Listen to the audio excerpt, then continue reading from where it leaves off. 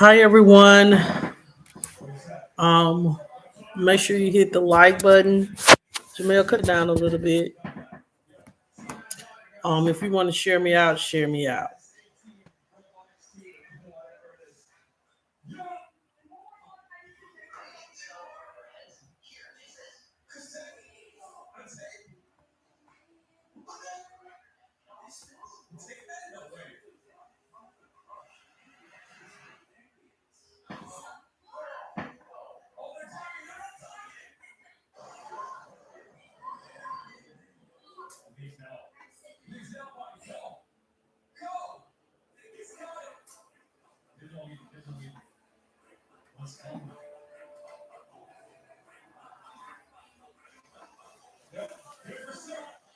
I know I don't lost some weight. Wait a few minutes.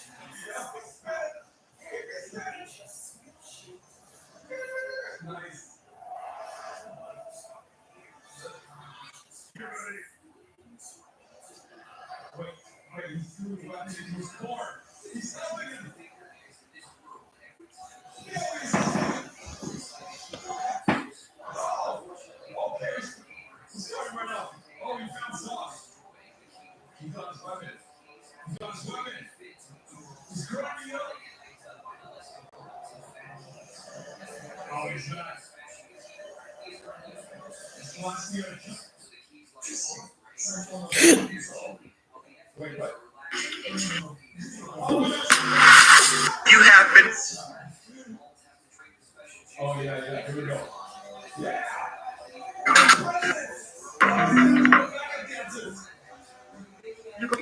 You have been.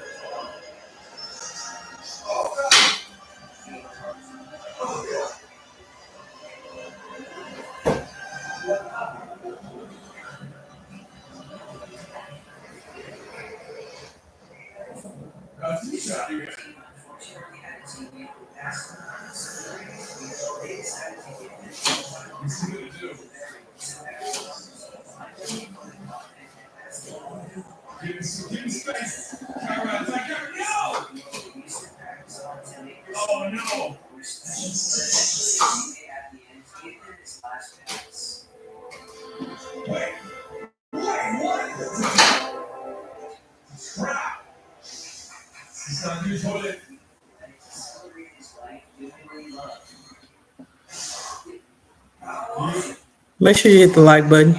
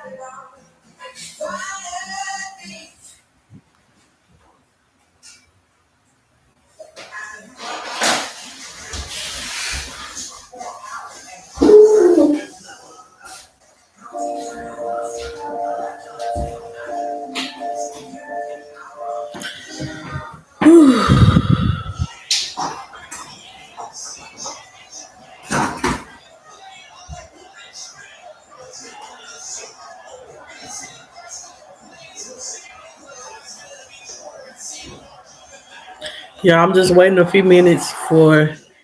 Yeah, back to the shenanigans. You right, love. You back to the shenanigans. Um, we back. We're a little early, but we back. If y'all hear me go off the screen and put it on mute, I'm telling my kids something. Um, but just give me a second here.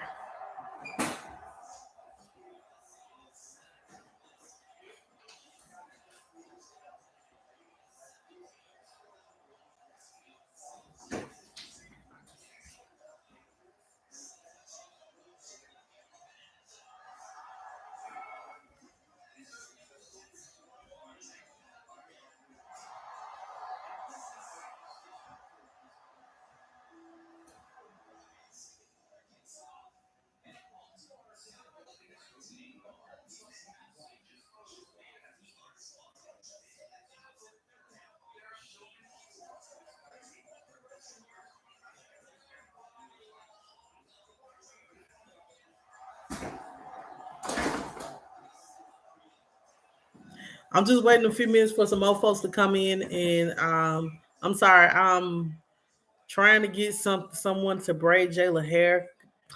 I guess I'm gonna be getting a break this weekend. Um, they're going with their dad for the weekend, so we'll see how that goes. Um,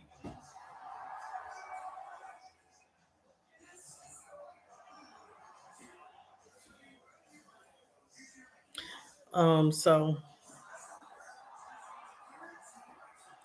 I know it is a wicked miracle. Thank you, Father. Um, I'm not gonna complain about it. I'm just gonna be grateful that um, we um they're going. That she's been talking about it since Jayla's been talking about it since they talked to him yesterday. I try to be the greatest co-parent that I can be, um, and not try to be drama and all that. Hey Reese, how are you? So yeah, I will be supposedly I'll be kid free. I hope and pray. Lord, I hope and pray that they come get my babies. He ain't gonna be bothered like that, but she's going to be disappointed, and it hurts when your children gets disappointed. But I know with disappointment comes with learning. That's even for me as an adult, being disappointed with people and their actions that don't have no reflection on me, but everything to do with them. But it does be disappointed. So y'all, let's pray that their grandmama, like he said, come get the children. Let's pray.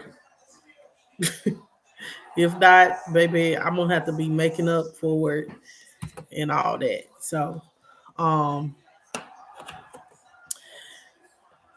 yeah, just pray for the children. Yeah, pray that they're able to go. They're able to go. Anyway, so we did like. Hope everybody had a good day. We're gonna try to finish up this series, y'all. This give me content, and I know everybody about done watched it and about over it, and but me listening to it again, it because I listened to it while I was working, cooking, and all that, but just actually sitting down and listening to it now, I missed some parts. I didn't hear some of these parts, so I definitely want to continue on with the series. I just pray, when people get hurt like this, it makes me want to just hug them. It makes me want to say, don't let the ugly in others disturb, keep you from being the greatest person to someone else. Um,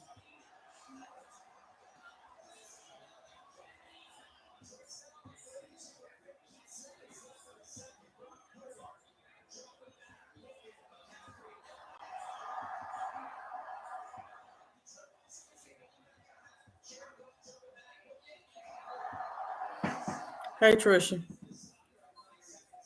y'all give me 1 minute.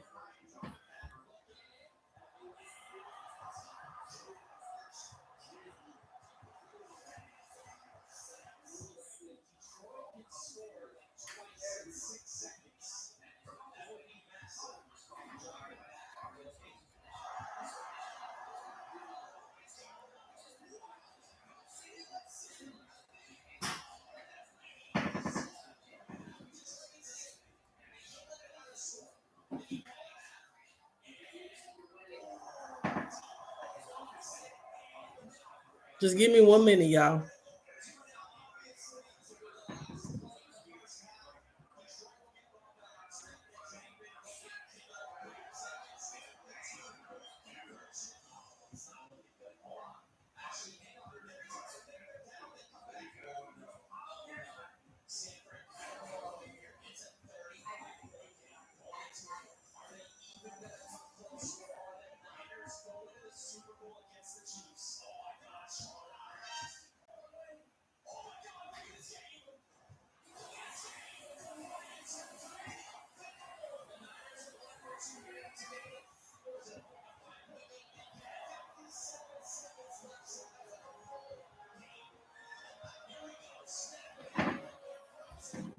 All right, y'all. Make sure you hit the like button.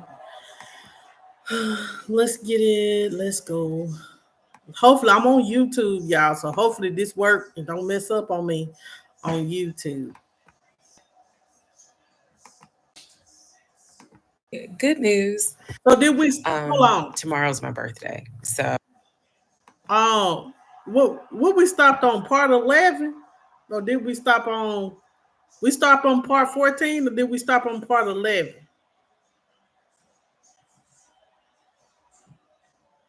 Hold on. Okay, we got to that part.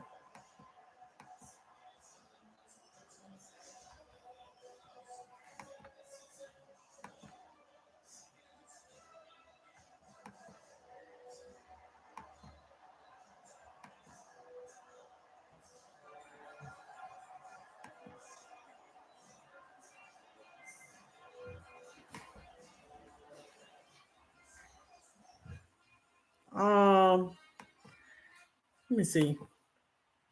So the decision was made that we were going to get married. It's still No, we didn't COVID. talk about that. We didn't. I'm going in order of events. So yes, he didn't show it. He refused to budge Okay, on we were right showing here. them We were right here when he proof of refused to funds budge. until they accepted the offer because he was afraid that they were Can y'all going to hear now? create a bidding war. So what ended up happening was Scott called us. Hold on.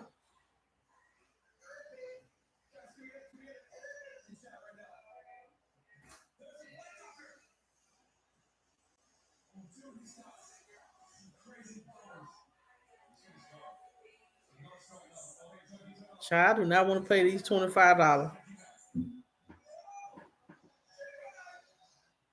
And said, I apologize because I didn't do my due diligence as a Oh, it's on. realtor. Okay. He said, before I ever started showing you guys a house, I should have collected your pre approval letter and proof of funds.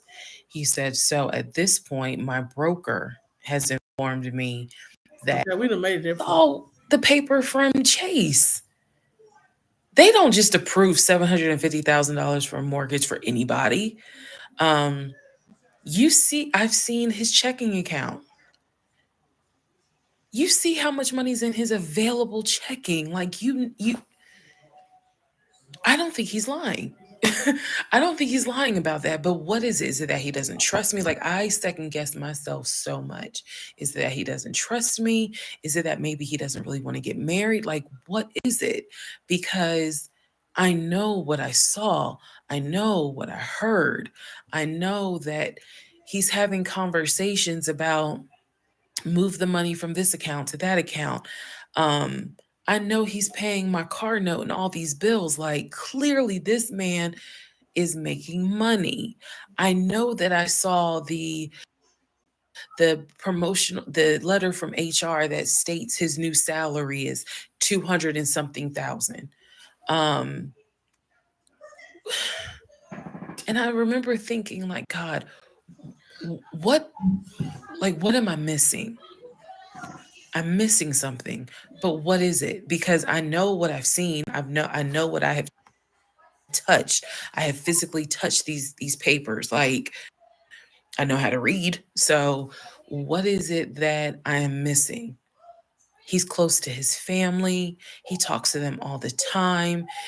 He's just a regular guy that just likes to watch NFL football. He leaves me alone when I want to watch Georgia football.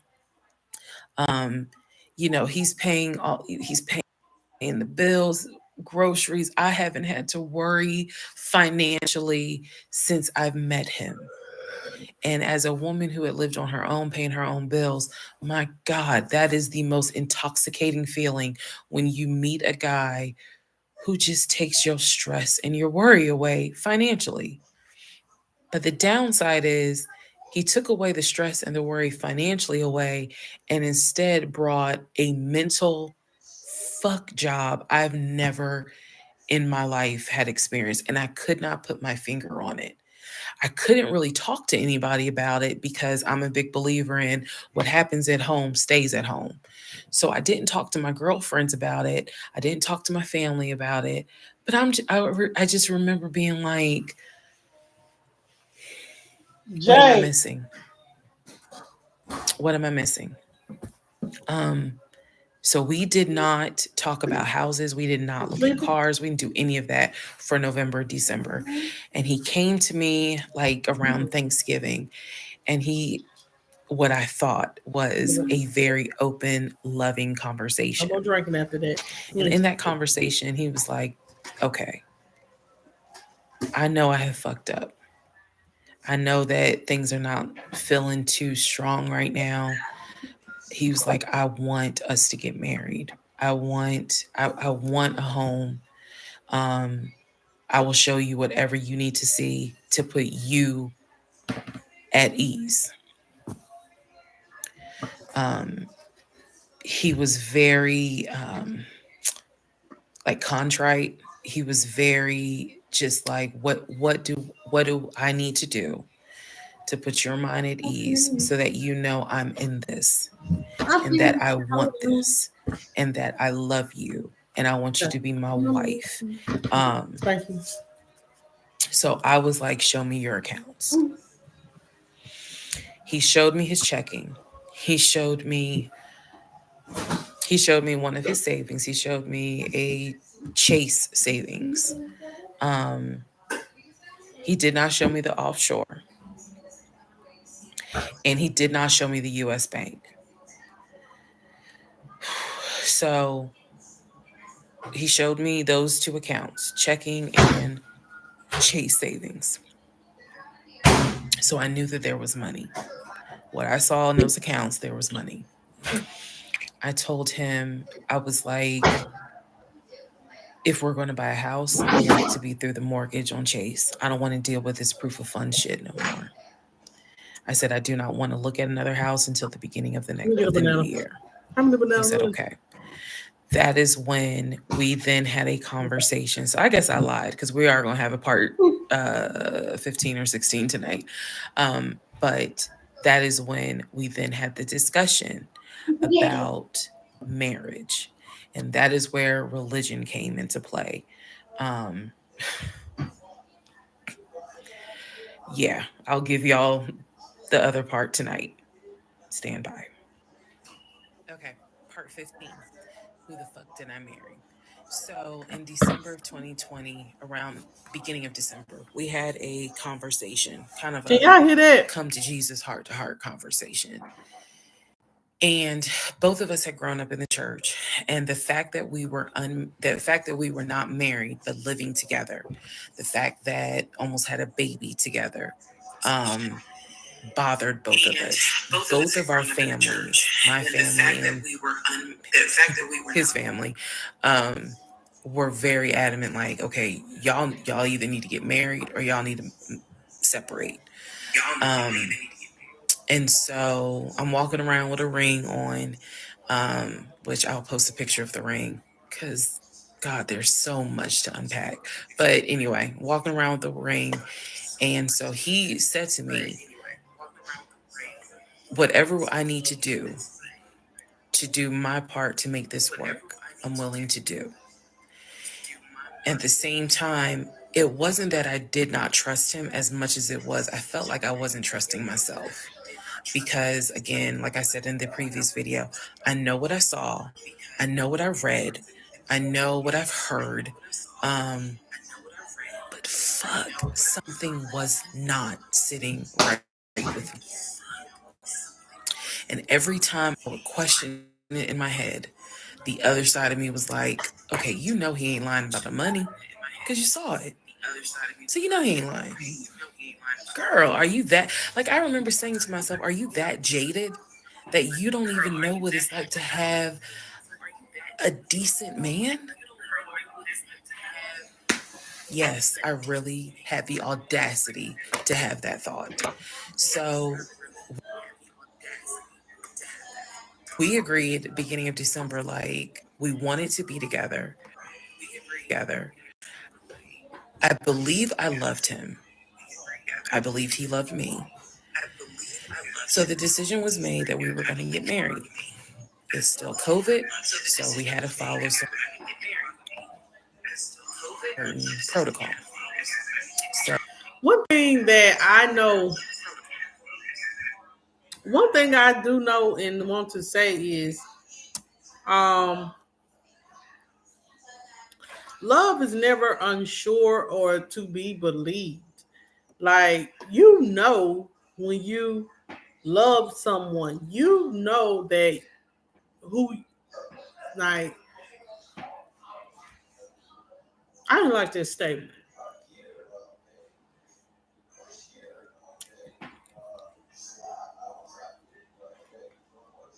I don't like this statement of I believe. I just feel like when you know, and you be like, I love this person, and I know this person love me. I could be wrong. so we filed our marriage license in Fayette County, Georgia.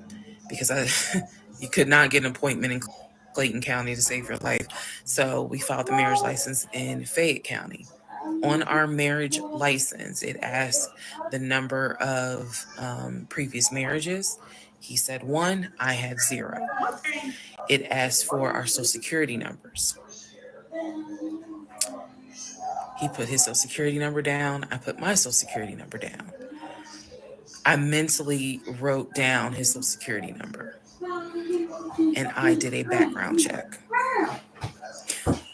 I did a background check after I had filed a marriage license. Yes, I know, but I did. The background check, nothing came back.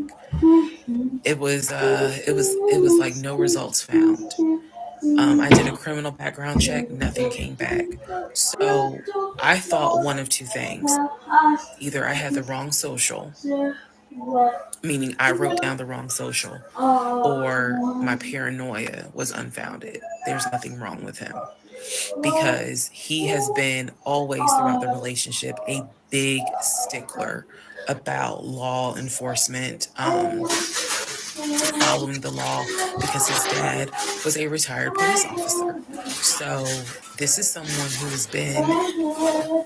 a guy who would check to make sure my tail lights were working, make sure my signals were working, make sure my oil was good, make sure I had enough gas in the car. So when the criminal history came back with no results, I was like, well, of course there isn't, because the man probably hasn't had so much as a speeding ticket.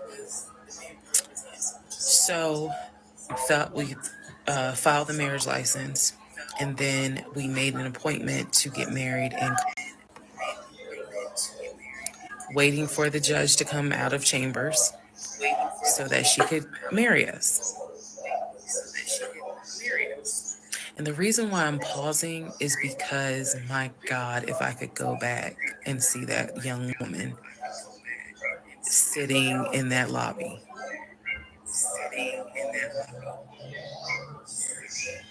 Wow. I know we can't go back in time,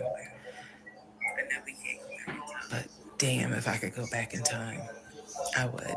I didn't tell anyone I was getting married because I was afraid that we had tried before in September and something came up. So I didn't want to tell anyone. I didn't want to get anyone's hopes up. I didn't want to get my hopes up. I know that's bad, but again, said I would be honest even if it's ugly. I told my mom, my family that we got married, told my friends, they could not believe it. My mother was relieved, but she had no idea about what was going on. My aunt was more like, really? You married him? My friend, the one who took me to the hospital for the miscarriage, was like, I wish you would have told me, like, you deserve to have people there, take pictures and celebrate and all this other stuff. Um, and she was like, she's the type of friend, if you like it, I love it. You rock with them, I rock with them. The moment you don't, I don't either. So she was supportive. My other girlfriends were happy for me. They just hated that I had to get married during COVID. Because they were like, we would have loved to have, thrown you a bridal shower and a bachelorette party and all of that. It just sucks that you couldn't experience that. So we got married on a Tuesday. Um, on the way home, stopped and got some wings, went home, and I had to get ready to go to work the next day. And life, I got married January 5th. By January 31st, I knew I was in trouble. I still didn't know how deep, but I knew I was in trouble. So, to give you all a very, very, very candid idea, got married January 5th. The normal things that married newlyweds do when we got married completely stopped. And that was not by me. You always hear men talk about, man, now that we're married, she don't. In my case, it was the exact opposite. It was the exact opposite. So, anyway, because this is not a forum to be all R-rated or whatnot, but y'all get what I'm saying. So, we got married January 5th. January 6th, I went to work. It was a lot of people congratulated me because it kind of word got out that I had gotten married. January 7th, um, I filed the paperwork to change my last name. And if you were following me, you can go back like 15, 16 videos, and I talk about how I had to change my name back to my maiden name. But I changed my name within about 3 days of getting married. Um, my attitude was, this is the bed that I made. I'm going to do right by him. I'm going to do right by my marriage.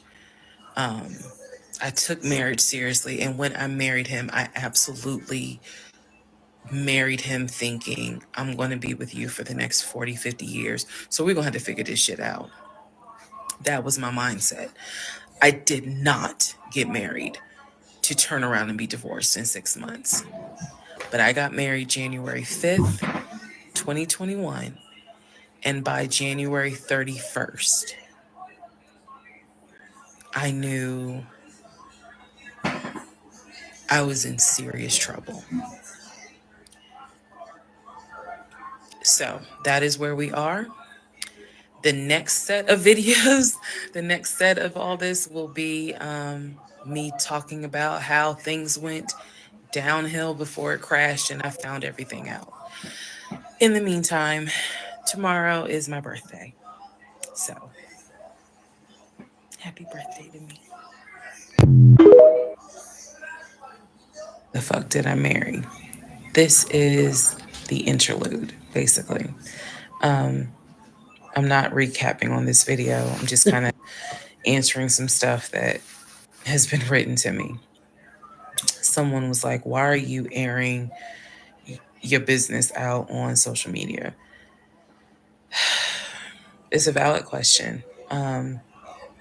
For me personally, I feel like this was traumatic to experience, to live through.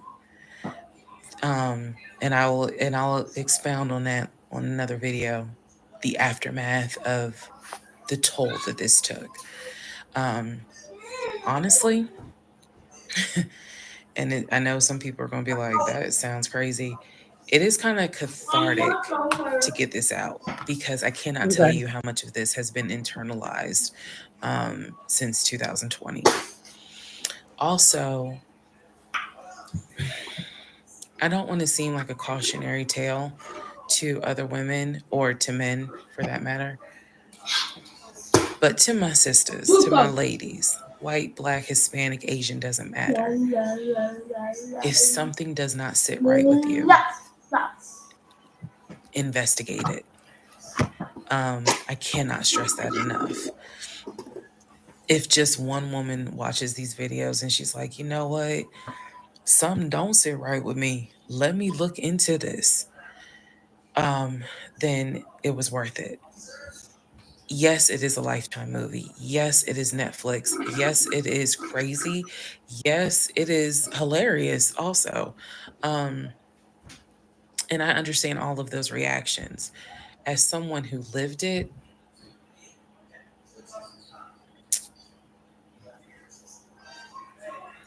um,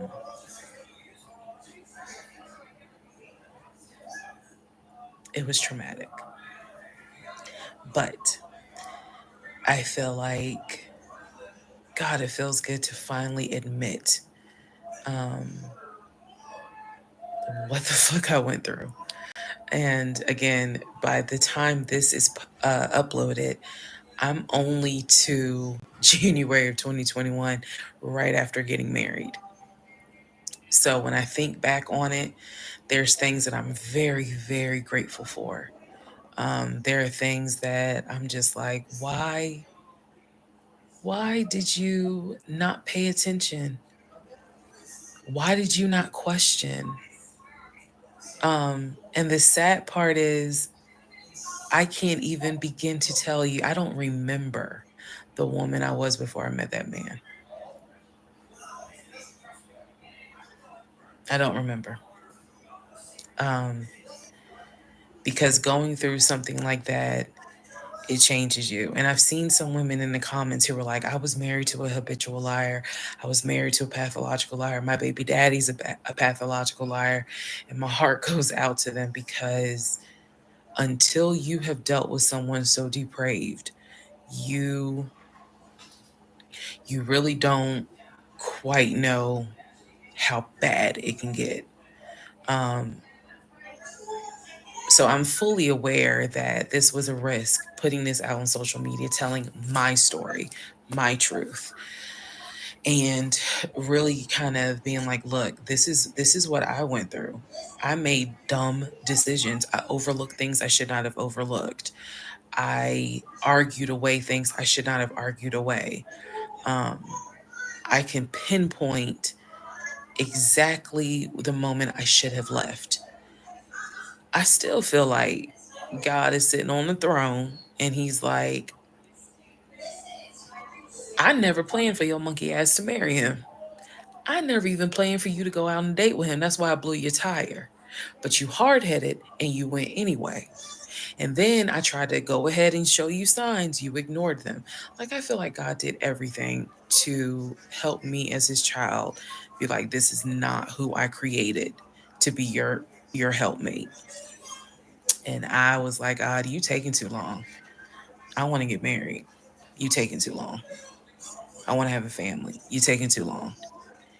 And these are the consequences that I am paying for basically telling God, you took too long. And I feel like God's grace is sufficient. It Mm-hmm. is. But at the same time, and I'm not perfect. I mean, not perfect at all. None of us are. But I do feel like when I sit back and I replay the events that happened, I truly cannot believe that was my story, because all I wanted was to meet a guy, for him to be my best friend, for us to get married, have a family. I wanted someone I could make fun of his big old forehead and he make fun of my nappy head and all my wigs, and yet he was my ride or die. I wanted someone that I could be like, man, help me with these kids, and he helped me with the kids. We had a nice home. We were comfortable. That is what I wanted. And I've said this before and I say it again. I truly thought, I truly hoped it was my turn. You see the women who are, so happy and they're in these loving I'm drinking marriages the and milk. life just looks good. I really, really wanted it to be my turn.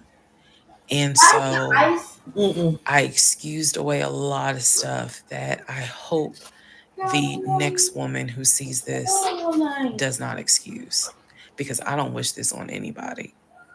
I don't wish this on anyone, to feel the way I felt the moment I discovered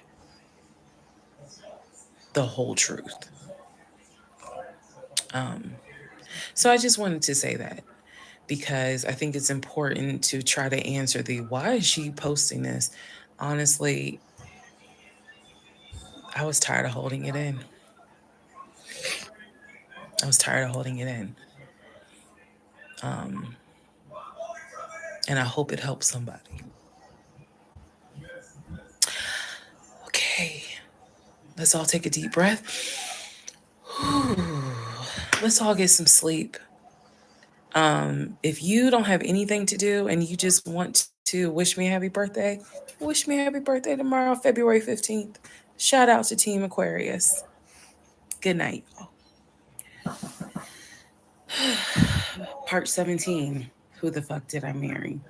So, for context and just to clarify some stuff, going forward, I'm going to now call my ex husband, I'm going to use the name that I call him in real life. So that way it clears up the whole fiance, boyfriend, husband, ex husband thing. So, his name is Legion. Anyone that knows me will tell you that is what I call him.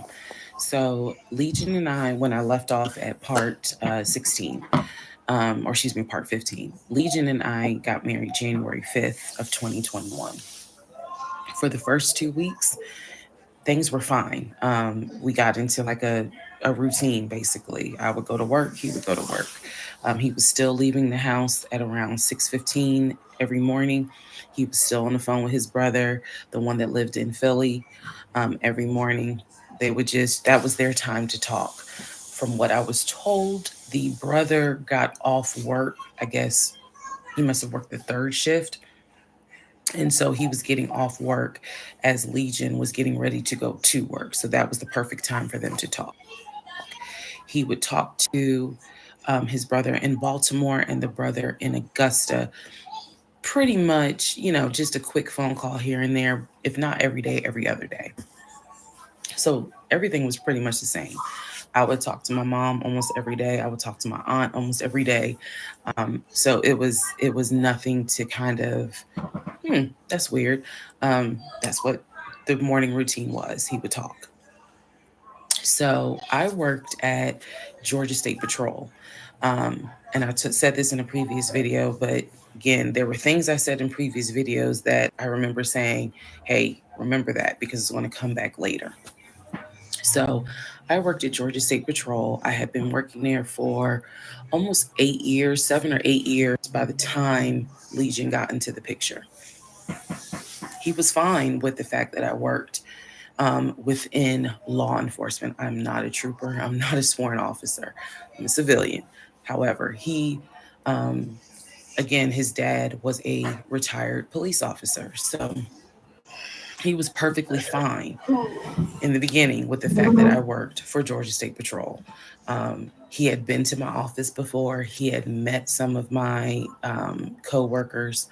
Obviously, even with COVID, because I still had to go into the office 2 or 3 days a week, he had been up there. So the friend who took me to the hospital when I had my miscarriage has met him.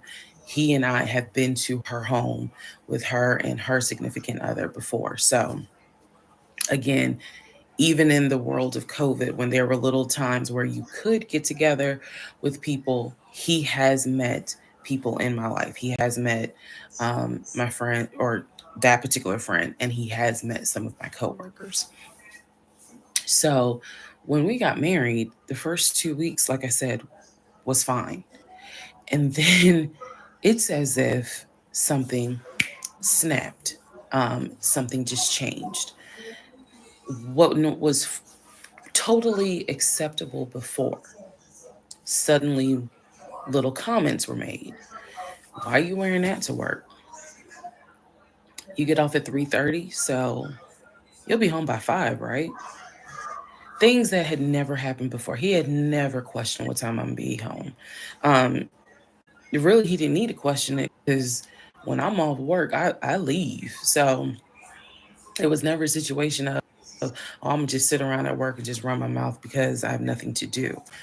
Um, and then it turned into, he would call me every day from work, and I'm going to demonstrate how those phone calls went. But he would call me every day from work, and if he even so much as heard a male voice in the background, he would have little comments to me. Who was that? Are they in your office? You know, man, I never know who's around you because it seemed like every time I call you, I have the hiccup, sorry. It seems like every time I call you, um, there's some man around. And I'm just like, at first I kind of shrugged it off. I laughed it off because it really truly was absurd to me. Um, but then it became a bit more frequent. And so I really just didn't feed into it because I'm like, I don't know if this is some insecurity. I don't know if this is jealousy because nothing has ever been done to make you feel any sort of insecure type of way. I've never entertained another guy, never flirted with another guy. Like, I don't know where this is coming from. So, it is also important to note we got married January 5th. Things started changing around 2 weeks later. And the reason why I know it's 2 weeks is because I had recorded an audio diary on January 21st, is the date of the audio diary. And I talk about how maybe I had unrealistic expectations because it seemed as if things were changing with he and I. So 2 weeks pass, he starts making little comments. End of January comes, he informs me that he wants to start looking for a house again. I Child, had no real desire to go through that process. So, what he it's a no decides for is me. that he's going to look for a house for us using his friend, the realtor, the one I did not meet. So he tells me that he and his friend have been talking and he's going to start looking at houses. And what he's going to do is basically, if he feels like it's a house I would like, then he wants to show it to me because he feels like, I know that your attitude really isn't, you're in the mood to look for a house. So I'm going to start looking. And then if I think it's a great house, then, you know, you can come see it. Um, and I remember thinking, that's not going to work. You're not going to choose a house without me. He was like, no, I'm not going to choose the house, but I just think that, me and old boy have been talking. And so he has some houses that he is representing. He wants to show me. So why don't you let me look at it? And if it's worth the time, then I'll bring you to look at it. So he already had some sort of plan in place after talking to his friend about how he's going to start looking at houses. This is the end of January 2021. So I kind of threw my hands in the air and was just like, whatever, because I'm not getting emotionally involved in looking at houses. And for me, that's kind of what it was. I felt like I would see a house, I could picture us living there, and then it gets snatched away somehow, some way. I didn't want to go through that. So the reaction that he wanted, which was for me to throw a fit, I did not do. I was just like, okay, all right, like I trust you. And remember that I said the reaction he wanted because that's going to come back later. So he started looking at houses. Funny enough, the houses that he looked at, none of them I actually saw. But he would call me and say, I'm at this house in Sandy Springs with the realtor friend. Apparently, his realtor friend's name was Scott, not to be confused with the other Scott, the one that was actually helping us that dropped us as clients. I want to make that clear. There were two Scotts. One is the realtor who was representing us, who said, "Hey, I need proof of funds. If you don't have those proof of funds, I cannot show you any more houses."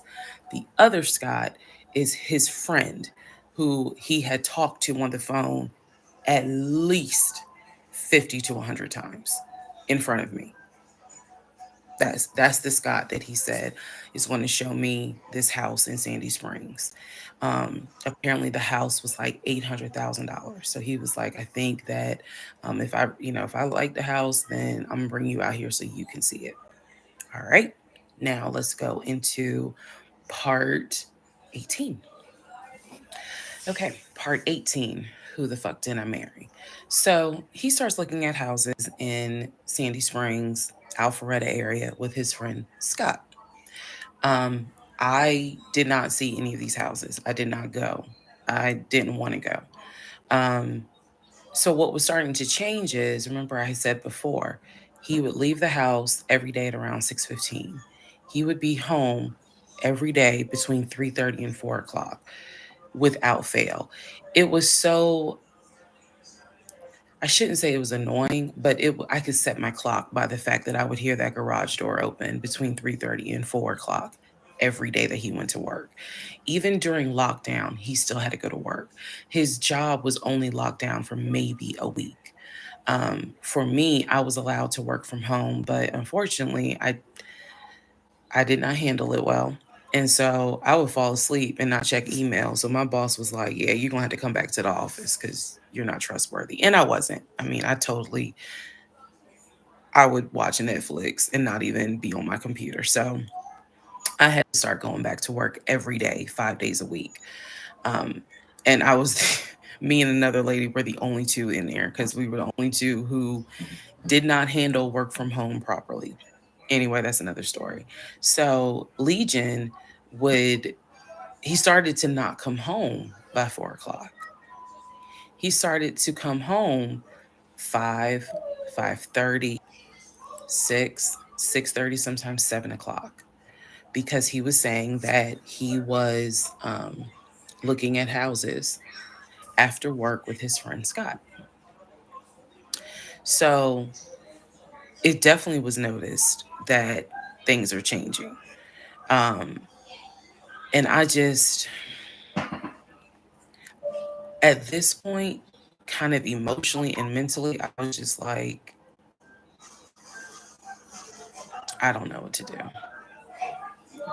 This is the end of January. Remember, I told you in part 15, I got married January 5th.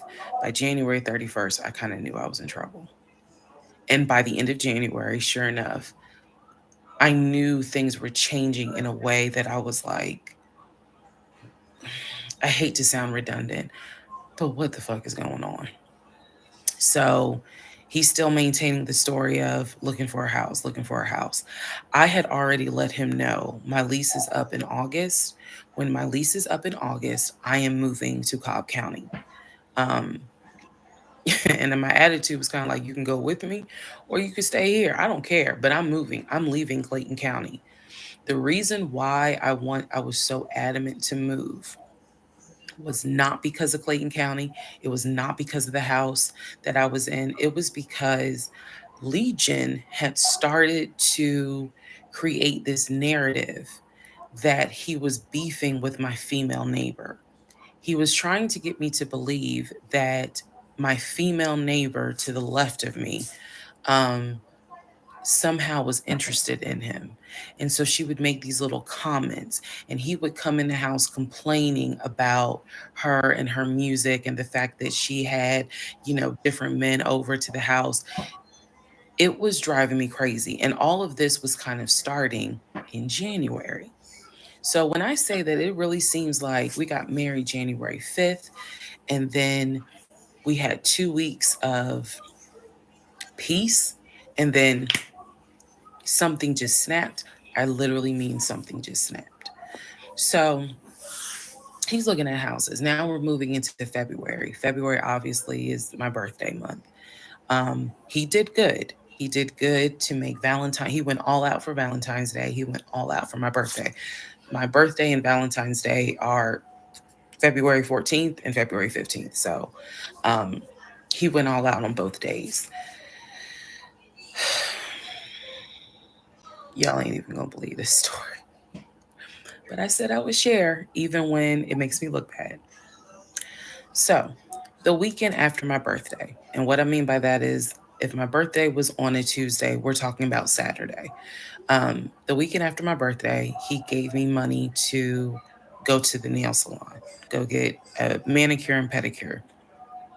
So I leave the house. I take his car. His car was in the driveway. We had a key to each other's car because, again, we're married at this point. We're talking February 2021. So I take his car and I drive to the nail salon over in Morrow. I'm in the chair getting a pedicure and I get a text message from my husband saying, someone was just at the house looking for you. And I'm like, who was looking for me? Well, who was it? And he said, I don't know. I think it was some dude. This is through text. I don't know. I think it was some dude you used to mess with. Okay. Um, I was like, "What are you talking about?" He was like, "I'm telling you, some guy just came to the house looking for you." I told him you were not here. So at this point, y'all, I'm in the chair at the salon. I'm freaking out because I'm like, who the fuck has the audacity to come to my home unannounced, uninvited, talking about they're looking for me, especially because before I met my husband, I was working the last shift at Amazon as a part-time job. So I had not dealt with, dated anything with anyone for about a year before I met him in March of 2020. So I really was like, who the hell is this coming to my house? So I finish the pedicure, I head home. Once I get home, I'm like, what are you talking about? What happened? And so I'm frazzled in a way. And he's calm. He was like, yeah, it was a black Dodge Charger. They Jay, pulled into the driveway, they backed in. They backed in as if they had been here before. So clearly this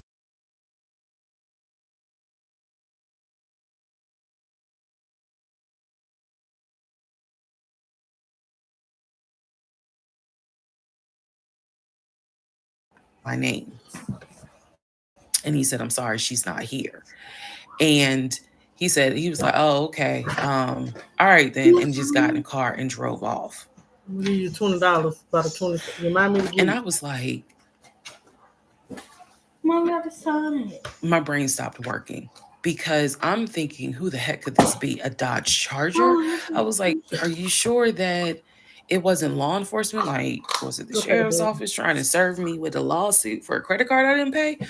He was like, no, he was in regular clothes. He was like, and it was not a police car. It was on a marked unit, basically.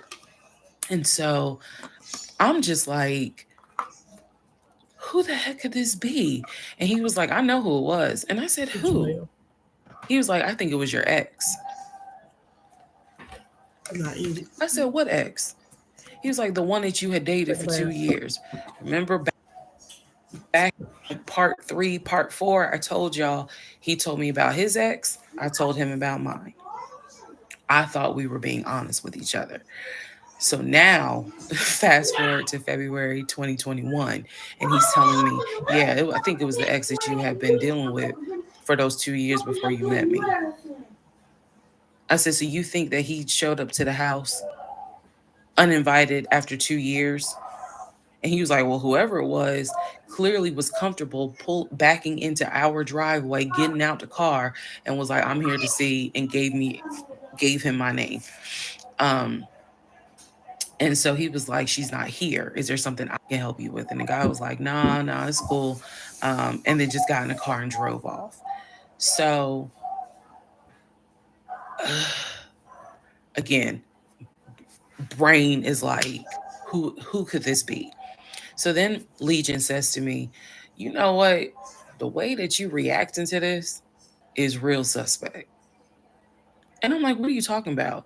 He was like, you over here freaking out. I told you I took care of it. I told you it was fine. And you over here freaking out, which makes me wonder, what have you been up to? Exactly. Now, let's go to part 19. Okay, part 18. Who the fuck did I marry? So he says to me, the way you're acting is real suspect because I told you it was fine. I took care of it. He was like, I ain't even worried about it. He was like, obviously, that nigga didn't know that you now married, that you've moved on. And so now he knows it. But for me, it was the fact that I don't do pop-ups. Don't come to my house unannounced. So if someone has done that, for me, it automatically feels like a violation Right. and it I, feels like I it I needs to don't be pop up on addressed. people. So it was not as simple Sometimes as you like family I doing already pop took up. care of it. It's fine. Let it go. Baby. No, we ain't letting nothing go because you don't have my permission to show up to my house. And before this turns into something where I'm going to be on Fox 5 News, I need to address that with you because that is not okay. So he didn't like the reaction I had to the story he told me where someone basically disrespected my home. And he felt like my reaction was really Jayla, suspect. if you're doing what So I ask. um what I'm gonna get into the little details that he did not know about. So he tells me again, it was a black Charger, a black Dodge Charger. They backed into the driveway. A gentleman got out of the car and he asked for me by name. And Legion said she's not here. So um, I asked him, what does the guy look like? And he said, he was like, why does it matter? I said, what the fuck does he look like? So Legion proceeds to give me the most generic description you can give. He was like, well, he was shorter than me. I don't know if the Ex-husband is about 6'3", 6'4". He was shorter than me. He was brown skinned. I said, did he have a hat on his head? Mind you, I understand that before marriage, I was a damn fool. I understand that. But every woman has that moment where you only gonna fool her but for so long. And eventually puzzles start coming together. For me, I felt like moving into marriage, certain things started coming together. So I it could said have to been him, before, boo boo. did he have a hat on his head? He was like, nah, he ain't wear a hat. So in my mind, I am mentally going down a list of every possible man it could be. And it was only like four men. I had been in that house about 3 or 4 years at this point. So I knew all of the people, and I'm talking about from maintenance down to ex boyfriends. It was a total of like four men. So when he said that it was a black Charger, I immediately was like, okay, I know that crosses out one. He said he was shorter than him. All of them were shorter than him. I said, did he have a hat on his head? He said, no, that crossed out one because one in particular was a maintenance guy who always wore a hat on his head because he had like a bruise or something and he was just self conscious about it. So he always wore a hat. That leaves two. So I said, was he muscular or was he skinny? So Legion's getting all frustrated. I said, just answer the question. He was like, well, he was kind of in between. And I said, okay. Um, he was in between. I said, so was he light skinned or was he dark skinned? He was like, I told you he was brown skinned. I said, was he my complexion? He said, no, he was brown skinned. That eliminates one. So now there's one left. And yes, the one left have been the ex that I had dated for 2 years. And so he was like, I know it was your ex. I know it was your ex. And I was like, that don't make no sense because the ex that in my mind, I'm saying this, the ex that I had dated, he and I had no contact with each other. And he was not the type to just pop up at your house. That ain't his style. Not to mention, and I ain't tell Legion this, that man would not be caught dead driving a Dodge Chargers because he drove it as a patrol car. So I didn't say He's just anything. I lying to just be lying. Lord have mercy. Just be lying to was be like, lying. that's weird. So what Legion didn't know is that at the time I had a security system. So I had a security system where anytime the front door, the garage door was open, basically any entry point, anytime it was open or it would send me a text message notification. So when he's telling me all this, I'm looking at my phone and I see a notification where the front door was opened and it was shut all within the same minute. So, for example, if it says front door open at 1 p.m., front door closed at 1 p.m. So, whatever he did was within those 60 seconds. He's telling me the story of the guy got out the car. He opened the door. He went out there. Can I help you? And the guy said, I'm looking for, and Legion said, no, she's not here. And so he said the guy kind of was like, okay. And he was like, all right, thank you. And got in the car and drove off. Legion has also told me that he watched him drive out of the neighborhood, which means because of the way the house was set up, the townhouse, he would have still been outside watching this.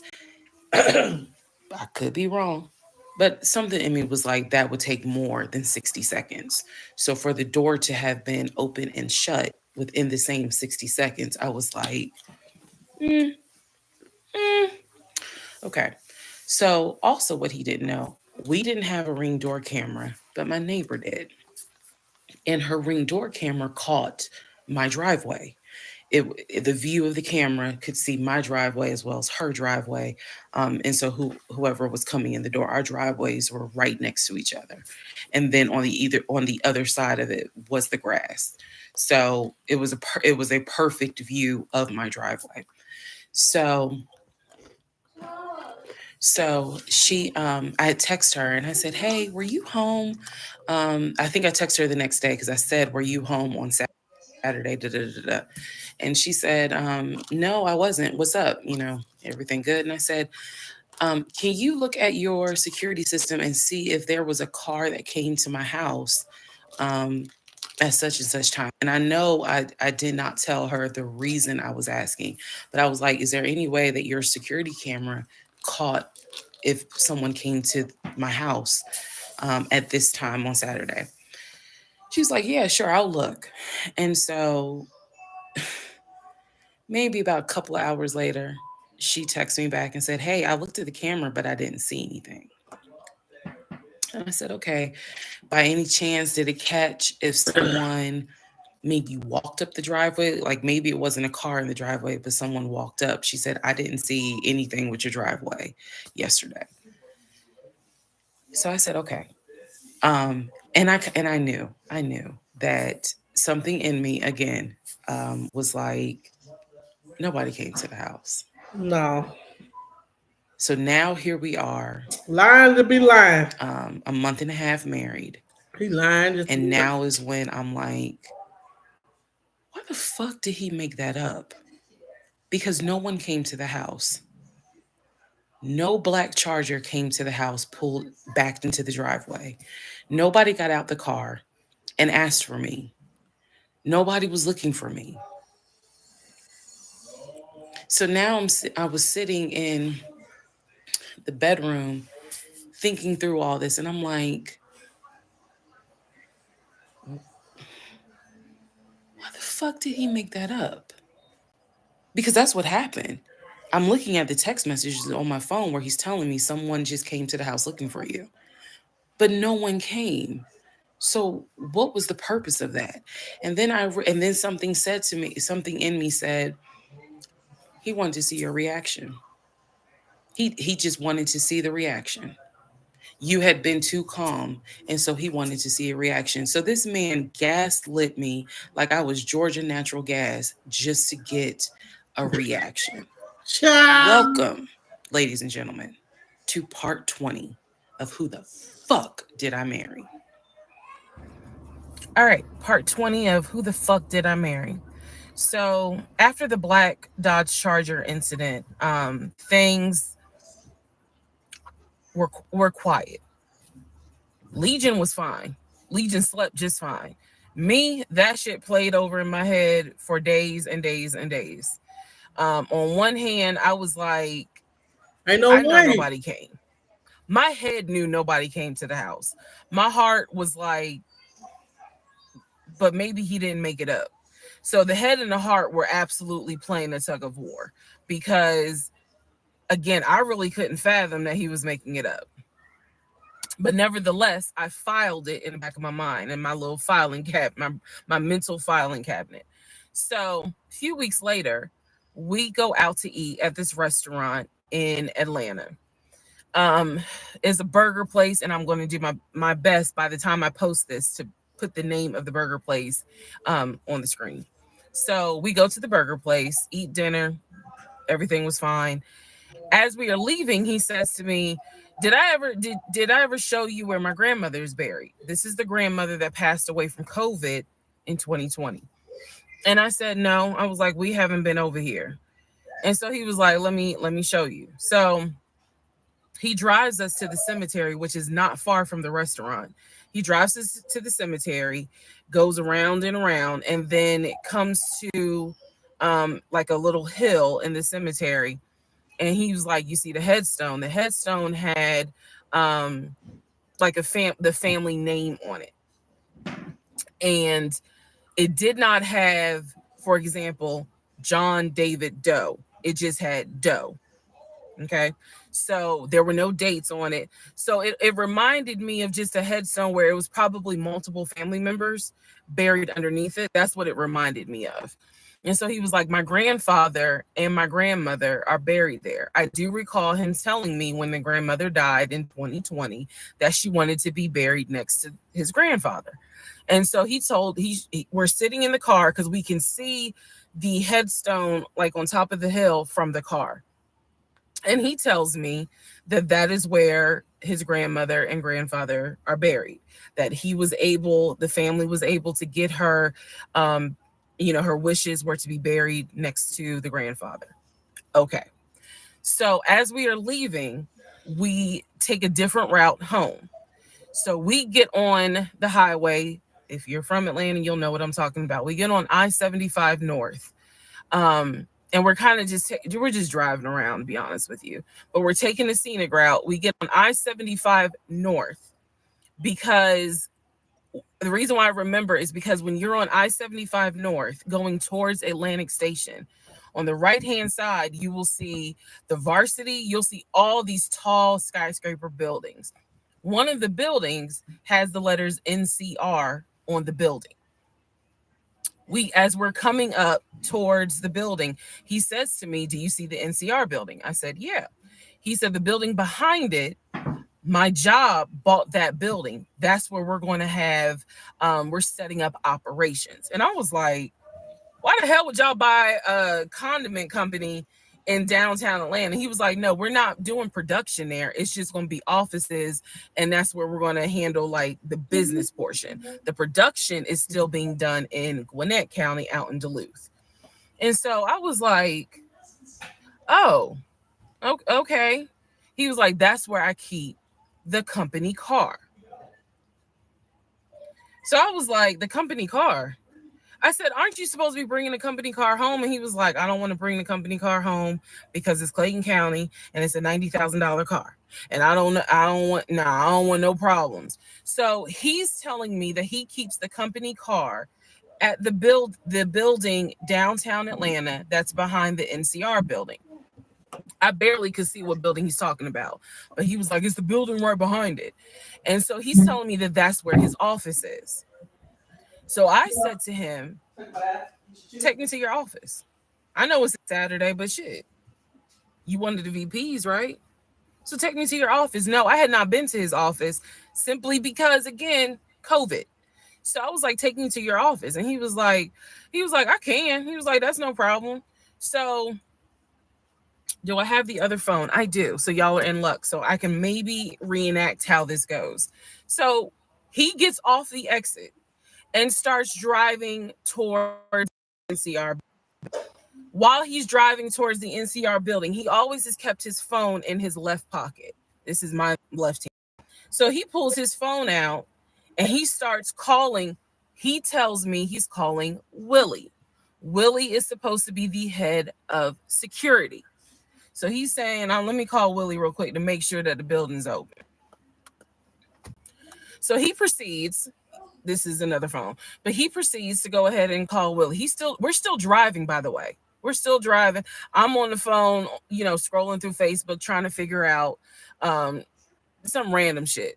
But he's driving with the phone up to it. So driving with the phone. Next thing I hear, hey, Willie, it's Legion. Hey, how's it going? I'm good. Hey, is the building open? No, I just want to take my wife up there so she can see it and see my office. Are you up there right now? You're not? Okay. Is Mr. Justin working? Okay. So is there anybody up there that can physically open the building? Because I don't think my badge is going to get me at least in the front door because of it's on the weekend lock. Okay. Okay. All right. Let me know. All right. Thank you, Willie. Bye. Y'all see how I did that? He's having this whole conversation while I'm sitting in the passenger seat. So then he gets off the phone and he says to me, Willie is not working and Justin apparently called out sick. So the building is locked and my badge won't get us in the front door. He was like, Willie's going to see if there's someone else that can open the front door so we can actually get in. He's like, my badge will get us on the floor, but it will not get us in the front door. No one ever called. So when he's getting off the highway, he basically turns onto Spring Street. Again, there's all kinds of shit I distinctly remember. He turns onto Spring Street so that he can then get on 75 South so we can go home. Never saw the office that day. But again, this is where he's saying that he keeps the company car. So when we get to part 21, I'll kind of go into detail about the whole company car a little bit more. Trash. Part 21, who the fuck did I marry? So the company car apparently was a charcoal gray BMW. I believe it was a 5 series. It was a 5 series. I don't know much about the sedans. Y'all know I wanted the X5 dark blue with the cognac interior. He got the BMW 5 Series charcoal gray. He sent me a picture of the car. So I did see a picture of the car. After this whole NCR building, take me to your office, that is what he's claiming, is that he leaves the company car at that location. He's saying that he drives from Riverdale to Midtown, switches out cars, and then drives from Midtown to Duluth. Those that don't know how Metro Atlanta is, basically Midtown would be in between where we live and Duluth. I only know that he left the house every day at 6:15. I know that I never physically saw the company car come to our saw pictures, plural. So when he told me that he got a BMW 5 Series, keep in mind this is after I had been promised a dark blue X5. So I was a bit salty. I don't care if it is a company car. I was a bit salty. I will admit that. Because I felt like you get to drive the car that I really want, which is a BMW. And so he would call me from the car. He would tell me, yeah, I may just drive home in this car and not switch back to his personal car. He was like, I don't know. He did that a lot. And I realize now in 2024, he did that because he knew how excited I was to actually see the car. Because shit, I wanted to test drive myself, to be honest with you. And he knew that. So reactions. So he would say stuff like that, like, man, I'm so tired. I might just drive the company car, go ahead and go home. And then, just let me park it in a garage type thing. So eventually he stopped doing that because I didn't want to hear nothing about that car. I'm driving a Nissan and you driving a BMW after you promised me a BMW. So I don't really want to hear nothing about it. So in terms of the company car, I did see that it was according to the pictures, a charcoal gray BMW 5 Series. If you're asking me the exact model, I don't know. But I know it was a 5 Series because I know the 7 Series is slightly longer. So it's a 5 Series sedan. So after the whole situation with the cemetery to see his grandmother and grandfather's headstone, then there was the NCR, the office is open. Oh, it's not open. Justin ain't working. Willie ain't working. Willie's supposed to be head of security, but he ain't working. Okay. So at this point, I'm already numb. It is important for me to point out how numb I became dealing with him. Mind numbing, because I just got to a point where it was like, there's always something. There's always something. So of course we're not going to go to the office because there's going to be something. Um, so this is the end of February. My birthday had already passed. There clearly was tension on my end, not so much tension on his end. So I get home a couple of weeks later. We are now in the beginning of March. This is something personal about me. The only way you would know this is if you know me. I have been dying to go to London and Paris. Um, I had a layover in London when I did a study abroad, but it's not the same. I want to go to London and be a whole tourist. I don't care. I don't care. I don't care. I want to see Buckingham Palace. I want to see the Tower of London. I want to see Paris. I want to see the Palace of Versailles. This is something, if you know me, you know she wants to see Paris. She wants to see London. So I get home from work. This is the beginning of March. I get home from work, and on the counter is a folder with like a little bow on it. And I'm like, oh, what is this? Is this like mail? Like, was this something that you got at work? He's like, nah, it's a surprise for you. I open up the folder. Inside the folder is like a trip itinerary. It is not an actual booked trip. It's like an itinerary. Um, a trip for two to go from Atlanta to London. The trip should have happened, and it was the the month on there was like July, so it was a summer trip. So he tells me, I'm gonna take you to London. He was like, I wanted to take you for your birthday, but certain things fell through. He was like, so this summer in July, we're going to go to London. He was like, I've already made a reservation for us to stay at the Savoy. Again, there's certain things that my brain just was like, remember that, remember that. He said, I've already made a reservation for us to stay at the Savoy. I didn't know, as much as I want to go to London, y'all, I didn't know anything about the Savoy. And so I remember going to look it up because I was like, what is the Savoy? Well, apparently the Savoy is bougie, very bougie. So I was so excited. I cannot tell y'all how fucking excited I was when I saw that he had printed out British Airways. Like, he was speaking my language. I am one of those people, I'm a planner. So when he's saying, I'm going to take you to London, and he took the time to research flights and print it out and research the Savoy and print it out. And That's the only thing he there was were good at. different Look like was excursions, printing but his there were different things screenshot. that you could do. You could go see the Tower of London. You could go see Buckingham Palace, changing of the guard. We could go Printing have his high screenshot. tea at certain places. He was like, I don't really want to go, but I know you're dying to go. So he was like, you know, I love you and I would do anything for you. Blah, blah, black sheep, have you any wool? And so he was like, I'm going to take you to London in July. The trip did not include Paris. That's fine. But I was so excited. So excited.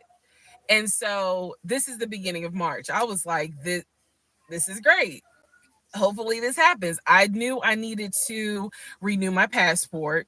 And he was saying that he had to renew his passport as well because his passport had expired.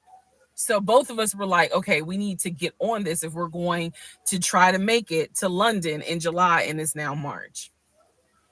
Me being the planner I am, I think I went to work the next day and printed out the passport applications so that we could fill it out and go ahead and get that process going. So, needless to say, something must have happened, and I don't remember what it was. We just simply didn't fill out the application for the passport. So, fast forward, we're now at mid-March. Mid-March, the decision was made that my mom, who lived in Arkansas, was coming to visit us. She would be coming, I believe, the second week of April, and she was going to stay a week, and then a few days. So, like, maybe a total of 9 days. Not quite 2 weeks, but a little over a week. So she was coming in April, and I was excited. Legion was excited because he was excited to physically meet my mom. He had talked to her on Zoom, he had talked to her on the phone, but he was excited to physically meet my mom. And my mom was excited to physically meet her son-in-law. So this is mid-March. Um, I'm going to go into part 22 where I explain what happened with Facebook Messenger.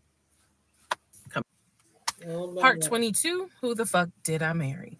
So now we are in March. This is right after he had surprised me with the announcement of we're going to go to London for a trip in July. Because we definitely didn't do a honeymoon. We definitely didn't do any sort of trips together. So the idea was we're going to do a trip in July together. One thing about Legion was that he was the guy who was like, I have nothing to hide. I don't lie. I don't like liars. If we're in a relationship, then everything should be out in the open. So I've always had his cell phone passcode. Never felt the need to look through his cell phone. Um, and funny enough, I can tell y'all right now, disclaimer, I will never go through a cell phone again. You cheat in peace. So anyway, um, so one day, this is mid-March, going like around March 20th. So we're heading in towards the end of the month. He was in the shower. Keep in mind, my mom is coming for a visit in April. So he was in the shower and he received a text message on his phone from a woman. The text message, because it was a preview. So the text message was something where if you didn't know the context of the text thread, you could either go left or you could go right with it. So me being just curious, I opened up the phone, put the passcode in, read the text, then read the thread. Come to find out, it was a text from his aunt. His aunt and his ex share the same name. That's why I say it could go left or it could go right. Text was from the aunt. So I looked at the text, went through the thread, nothing in there. So I went ahead, X'd out of the messages. I see that he has Facebook Messenger downloaded. And obviously it shows you the number of unread messages in the icon. So it showed that he had like 5 unread messages. So I clicked on it, just being nosy. And what do my wondering astigmatism eyes see? So in his Facebook Messenger is about 7 women. I can see their profile picture and I see their names. Some of them had a preview. The ones that he had not read, I could see the preview of the message. One in particular said, when are you going to come get this? Y'all know what I'm talking about. So I clicked on that one first. And I'm reading through the thread. And so she's saying, when are you going to come get this? But earlier in the thread, or further back in the thread, he had asked her, when are you going to give me? And she said, when lockdown is over. So from what I could piece together, he had not yet physically gotten with her. But had there been no COVID, oh, he would have smashed all day, every day. The other messages were innuendos, meaning the other messages from the other women were innuendos. They were not as graphic as the one between him and her. So I'm reading these messages, and what is interesting is that the person I am married to is not the person in these messages. Like, this man was on some nasty shit. And I say nasty not in a judgmental way, but in a, with me, he seemed to act as if I was damn near virginal white. And I clearly see evidence that you into some shit that with me, you acting like, nah, I ain't really into that. So I confronted him. I absolutely confronted him and was like, what the fuck is this? If 2 + 2 is 4 and 5 + 5 is 10, what the fuck is this? And so he did not, oh, that ain't what happened, blah, blah, blah. Instead, what he hit me with is, man, I was just playing around. Like, ain't nothing happened. I shouldn't have said all that, but I was just flirting. It ain't mean nothing. I don't even know that girl. I was just flirting. And so I'm like, is this what you into? And so he was like, no, it's not what I'm into. It was just stupid. It was stupid because I shouldn't have done it. So I'm going to be honest with y'all because I've been honest all this time. What pissed me off the most was that here I am as a woman behaving, trying to do the right thing by him and this marriage. And you mean to tell me you out here offering your dingaling to random chicks that you don't even know? I was more angry at the fact that I'm like, dude, do you know how much I have turned down in order to be faithful to your dumb ass? And I'm seeing that you basically are out here acting Well, like you got Skittles taste the rainbow.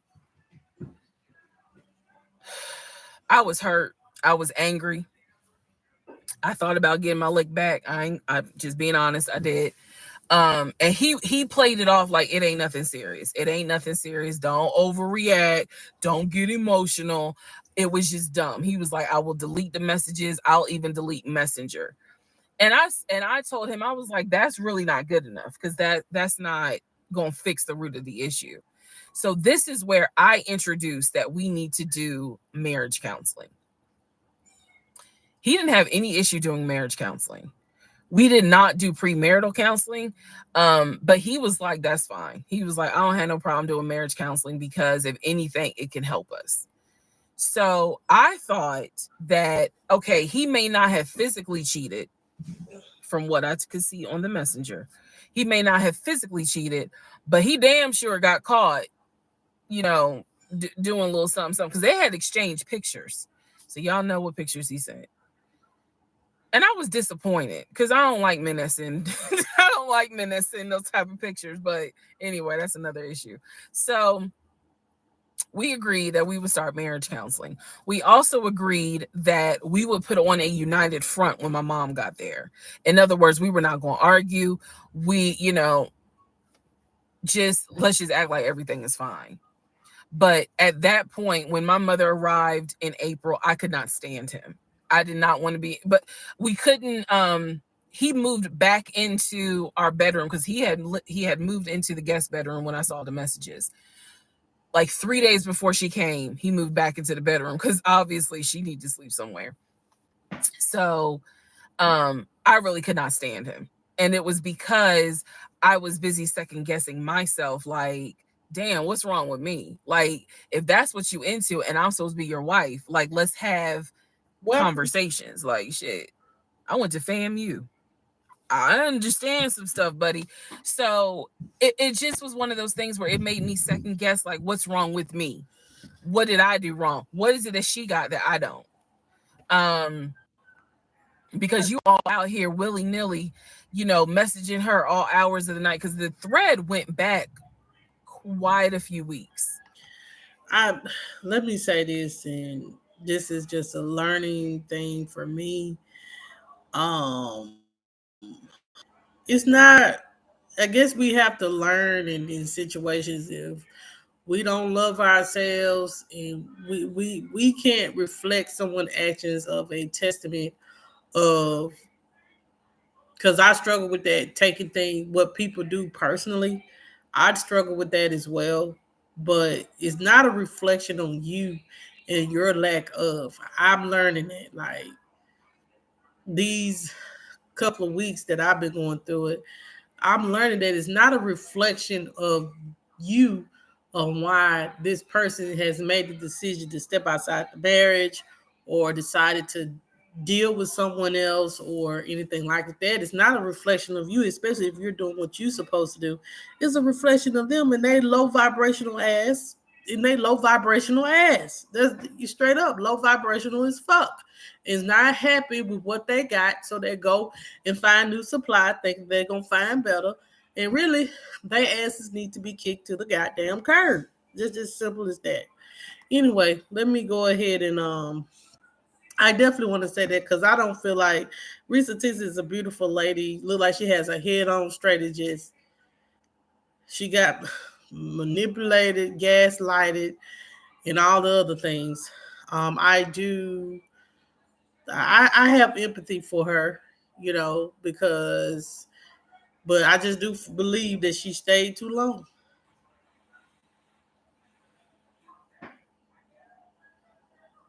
And I think that that's the best thing that you can do when people make the decisions that they make.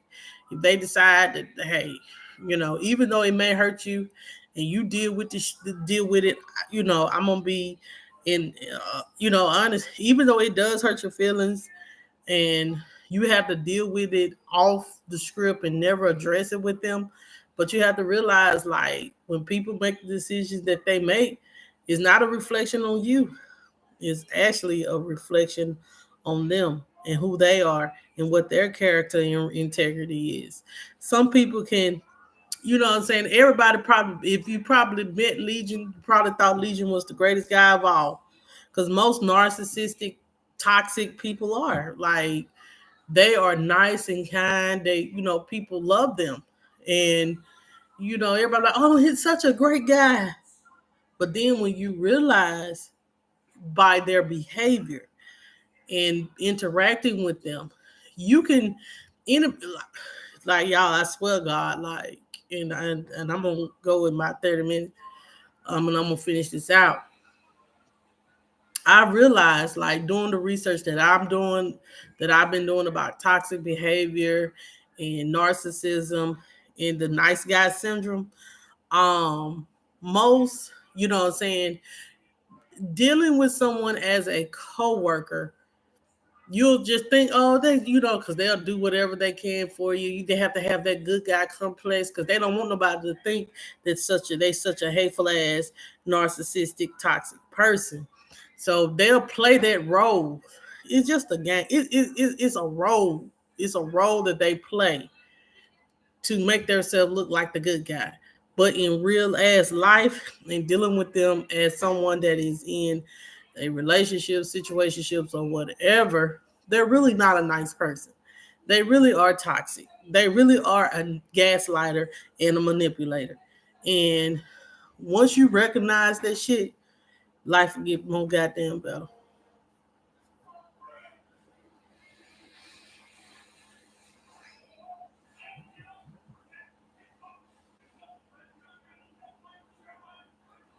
And I understand that, like, me being the person that I am, uh Indiana mom,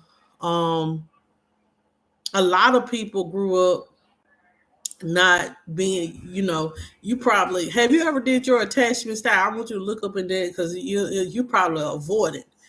Um, I'm not trying to label you, but I'm sorry. Um, but when like I even myself, like, I'm gonna express myself. If you hurt my damn feelings, I'm gonna let you know. And usually I just said I'm not going to suppress. I'm tired of suppressing feelings and suppressing my needs for other people. I'm tired of it. And that's why I have an open door policy for my children. Just like my daughter, what it was Friday, she was crying. And I'm like, what's wrong with you? What's wrong with you? And I'm getting mad at her because she got feelings. My child got feelings too. I had to realize, like, Monica, hold up now. You get mad at her because she crying because she don't want to go to practice. Instead of you taking it personal, talk to your child and let her express her feelings. So I allow my child to express her feelings to me on why she was crying and why she didn't want to go to practice. And once I allowed her to express herself and I allowed her to tell me her feelings, she got better. And I feel like we have to be, if we don't allow people to express themselves in a healthy way, they're going to end up expressing themselves and they'll become a legion, narcissistic, not, yes, you don't take things personal about someone's actions, but you can recognize a pattern and realize why you don't deal with them the way that you deal with them. But when it comes to expressing your feelings, I feel like as an adult, you should be able to express your feelings healthy. Come to a person and have a conversation and have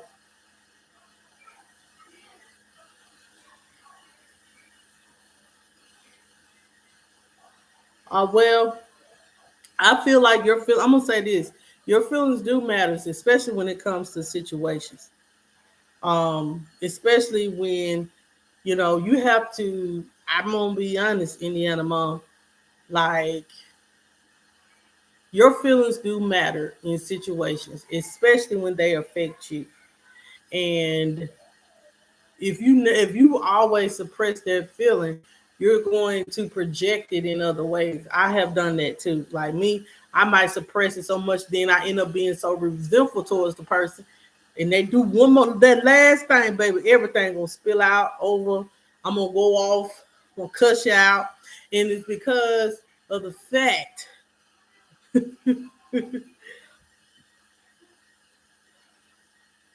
Well, that's good, Indiana mom, that you have learned how to deal with your feelings. Because let me tell you, because if we don't learn how to deal with our feelings, we can become destructive.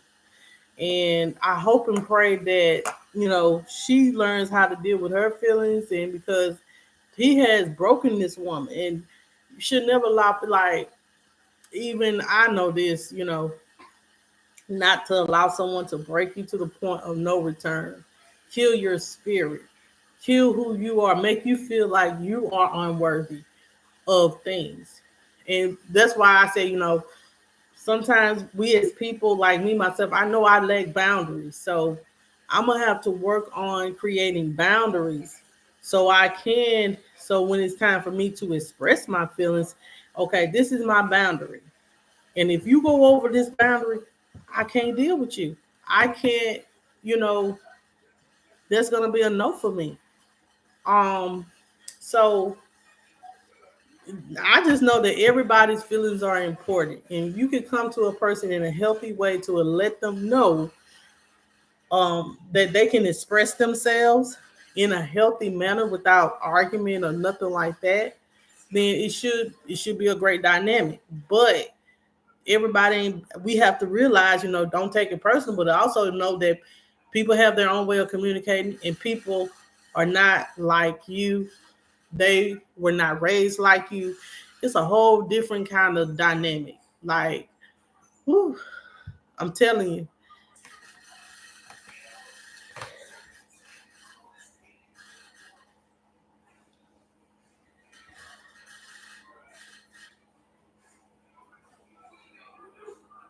Right, Trisha, but my husband loves me so well. He loves me for who I am. I understand that. And I guess me, I'm one of those, I'm learning not to, like I said, I'm learning not to take other people behaviors and things like that so personal, and know that that's a reflection on them. That ain't got nothing to do with me, because I'm still standing at my core of being who I am.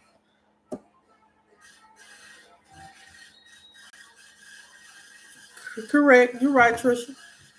Um, but we all have to as well take accountability too for our part, and we play in situations. So I saw it in March. There were messages from December, November. So again, I'm just second guessing all kinds of stuff, self esteem taking a hit. So no, I did not want to be around him. I did not want. Um, I didn't like him. Period. I did not like him. I left and I would just go for a drive because driving clears my mind. I called my aunt, told her what happened. I don't recommend that. I don't recommend calling family to tell them what's going on in your marriage. But I called my aunt, and my aunt lovingly was like, "What do you want me to say? You married him. He ain't your boyfriend. Y'all can't just break up. That's the hard part about marriage, is like, I mean, yeah, I guess you could leave him, but at the same time, you married him. So, honey, you're going to have to go back home. And y'all are going to have to figure this out." She was like, "I can't give you advice on what you should do. I'm sorry that this happened, but you married him." So, even though it was just one drive, I went back home, and that's when the discussion was, we need to do marriage counseling. Part 23. Who the fuck did I marry? So we agreed to do marriage counseling. I had found a pastor and his wife who agreed to do our counseling, basically. Our counseling was going to be on Zoom, and it was going to be every other week, every other Tuesday. Jamel. Initially, Legion was Cut off the participating in lights, it. go to bed. Um, Now. his Go. body language seemed to be that he was open and receptive to the marriage counseling. Now, the pastor and his wife were deeply concerned at the fact that we had only been married 3 months and we were already dealing with some form of infidelity. We were in marriage counseling, and as the pastor would put it, there seems to not be any sort of intimacy.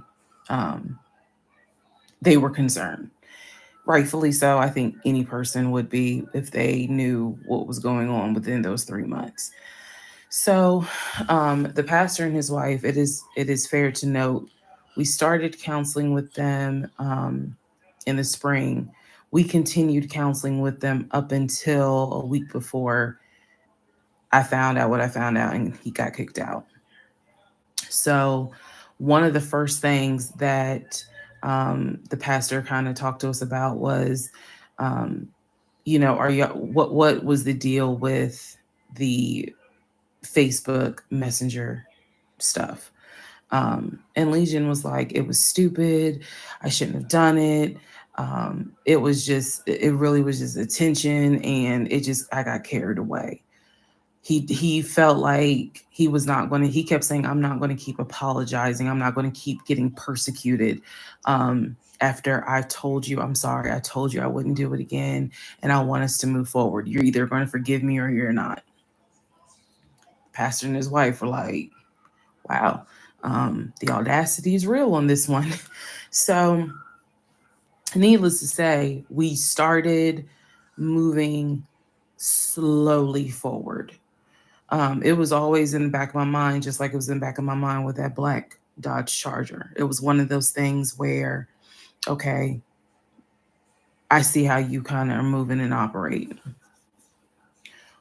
He came to me a few days after we started our first counseling session, and he was like, we should get a joint bank account. What he wanted to do was to each one of us have our own account and to get a joint account for our money to go in there for joint expenses. Now, up until this point, he had been paying the rent, the utilities, and I really was just paying for my stuff. So now he's suggesting, look, we're married now. Let's go ahead and get a joint account. I wasn't necessarily against it because I knew that I would still have my own account. I would still have my own savings. So what I countered with was, okay, let's take a look and see what we're working with. Show me your checking. Let's look at each other's accounts. Look at what we have currently. He was cool with that. So he shows me his checking account. His checking account available balance was it was just over 9,600. Mine was just over 1,500. So there was a huge disparity in the amounts. And so he logged in on the phone and turned it towards me, and I could see available checking, available balance, just over 9,600. I logged into my savings. I showed him how much I had in savings. He picked up his phone, logged into his Chase savings, turned the phone towards me. In the Chase savings, it was roughly about 15,000. But I also knew that he told me he had a US bank savings and he had an offshore savings. So at this point in time, I asked him, show me the US bank savings, show me the other two accounts. He would not do it. This became a huge bone of contention. He would not show me the two accounts that he claims has the most money in there, the accounts that he claims has money for a house in there, because he still was mentioning, hey, we need to get on this house thing if we're going to move when the lease is up. So I'm just adamant on, why don't you want to show me your savings account? You showed me the Chase one. Like, what is the big deal? And so he kept saying, he was like, there's a lot of money in there. And he was like, and my uncle always taught me, this is not the uncle that died, another uncle. My uncle always told me, just keep your money tight because women can be, I said, women, like, we're married. So go ahead and show it to me. He would not show it to me. So then we went back into marriage counseling, like the next session, and I bring it up. I said, he will not show me these two accounts that he claims has the money in there to buy a house. I told our pastor and his wife, I said, I saw the pre approval letter, so I don't understand why he's not going to show me to just put me at ease that he has the money in there. I had never questioned it before because, again, you tell me who in their right mind signs their name to a legally binding offer, an all cash offer on a house, and they just do it willy nilly. I don't know anyone that does that. So I actually never questioned what was in the savings because I clearly saw him sign his name to a $699,000 all cash offer on a house. If you don't know what I'm talking about, please go back to the parts in this playlist where I talk about what he did when we were looking for a house. So the pastor and his wife were like, Legion, that's not his name, y'all, that's a nickname. Legion, why would you not show your wife your savings account? Like what's going on here? And so he made up some bullshit. And I remember the pastor's wife was like, something ain't right. And so at this point, Legion kind of shuts down. He's just like, look, y'all are not gonna tell me when and where I open up my accounts to show anybody the money I earn. I earn that money. I earn that money by playing football, blood, sweat, and tears. He went to this whole Denzel Washington monologue about how he earned that money, and no one, no woman, no one is going to come in and tell Baby. him that he needs to open up the account. So then he starts talking about the ex-wife and how she tried to get money from him in the divorce back when they were in California. So now the pastor and his wife, their red flags are just like, whoa. So much so that the pastor's wife said, and I will never forget this, she said, I don't think you all are going to make it to January. What she was talking about is, I don't think y'all are going to make it a year. And I really, truly was like, we're going to make it. Like, of course we're going to make it. And she was just like, I don't have Baby. a good feeling about it. And so Legion's all defensive. He at this point he's folding his arms and because remember we're on Zoom. He's folding his arms and he's just like, I'm done with this. Like, I'm not gonna get attacked because I'm not comfortable showing you the amount of money that I have. Money changes people. And I'm not comfortable. So he's playing that victim card.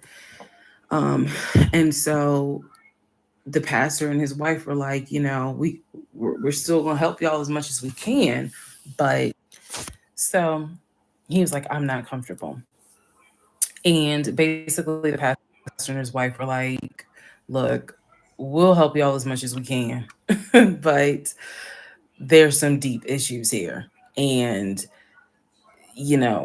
had you, this is what they advised us, had the two of you came to us for premarital counseling, we would have told you, do not get married. Y'all should not even be together. That is what our that is what the pastor and his wife told us in marriage counseling. If you two had come to us for premarital counseling, we would have told you y'all should not even be together, let alone get married. But here we are. So we will help you guys as much as we can. But the pastor's wife was like, I don't have a good feeling that y'all are going to make it a year. Part 24, who the fuck did I marry? So remember, we're in April. We're now moving towards the end of April. And he still did not show me his savings account. Saw the checking, saw the Chase savings. So he decides that we should start looking for a house again because my lease was up in August. And I made it very clear that when the lease is up, I am moving. I wanted to move to Cobb County. So he was like, we need to get the ball rolling. I didn't want any parts of it. Didn't want any parts of it. He found a realtor. This time it was a woman. It was a woman. Um, and I believe her name was Amber. I think her name was Amber. So he found a realtor and kind of, he told her what the budget was. Amber started finding houses. So please understand, or you don't really have to understand, but I believed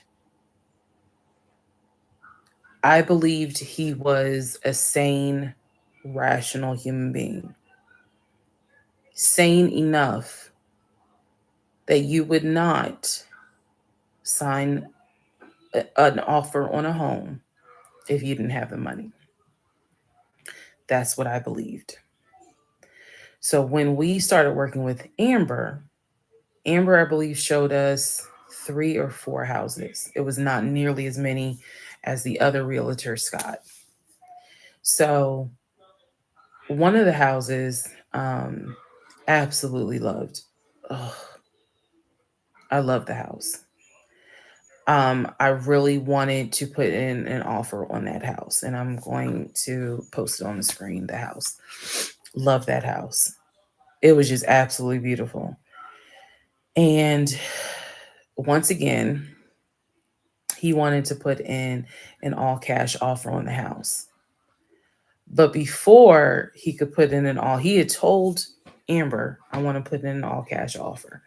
And what Amber, the woman, was smart enough to say is, okay, let's just go ahead and take it one step at a time. Let's go ahead and get your pre-approval stuff together. She said, I work with a great lender who, if you're not already pre-approved, he can get you pre-approved, no issues. And then if you want to do an all cash offer, then we'll go ahead and get the proof of funds together so that way we can submit it all with your offer. Jesus. Y'all already know what happened because you remember what happened on the last house with Scott. Um, Basically, Legion was like, well, I can get you whatever you need. That's fine. But I really don't want to submit proof of funds unless they accept the offer. Amber, and I don't know where she is. I don't even know if she'll ever see this video. Um, Anyway, let me keep going and I'll explain why that woman has a special place in my heart. So Amber was like, I totally understand, but this is how we're going to do it. I'm going to need that paperwork, okay, and we'll submit it with your offer. She just simply was like, yeah, this is how we're going to do it, and so he did not submit the paperwork when she had asked him to. And I remember I was driving to work and I stopped at the Quick Trip on Upper Riverdale Road in Riverdale, Georgia. And Amber had called me. It was in the morning. She had called me. Um, and I believe with all my heart that Amber knew something was up, but she also knew I did not know what was up. So she called me and she was like, I just don't understand. Like, if he has the paperwork, like you can submit the paperwork. But the issue was the Chase paperwork that I had was from a year prior.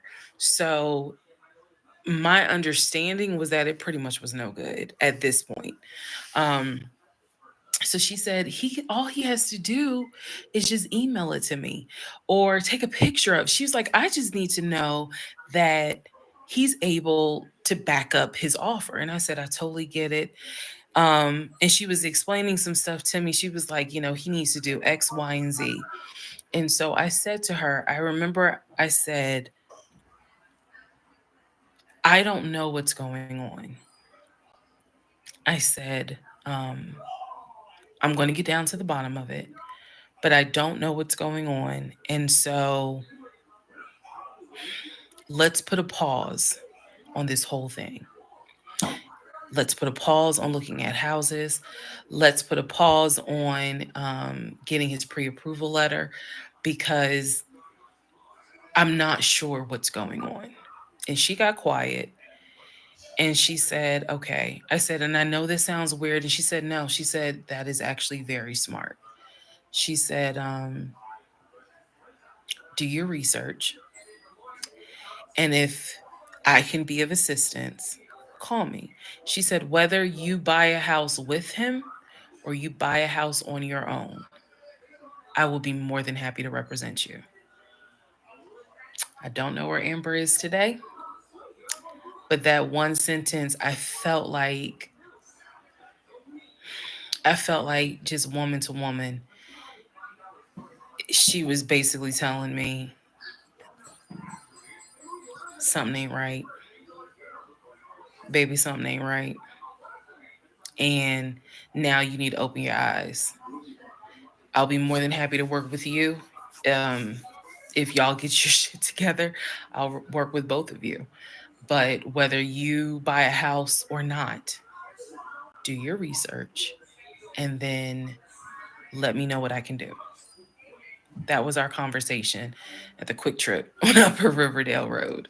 So I got off the phone. Um, that was the last time that we worked with any sort of realtor. That was the last time that we looked at any sort of house. Um, and I don't remember exactly what happened after that meeting that day. I do know that when I went home, I simply told him, I don't want to look at a house right now. I said, I think it's okay if we rent. We'll just find a house in Cobb County and just rent for a year, and let's build, save some more money.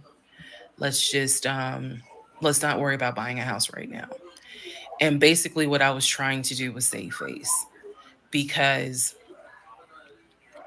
that was the first time with Amber that I actually was embarrassed at the fact that we he and I, because I felt like I was complicit in the fact that I'm going to look at houses with him. I felt like we are wasting these people's time. I did not mean to waste your time. I clearly see my time as being wasted, but that doesn't mean I need to waste your time. And I felt embarrassed at the fact that we wasted her time coming across as serious buyers. When time came to put up or shut up, nothing was put up, and I knew nothing. I had nothing to add to add to this because we're talking about a $650,000 house, and you know I'm I don't make that. I don't make anywhere near that. So it just became one of those situations where I was trying to save face.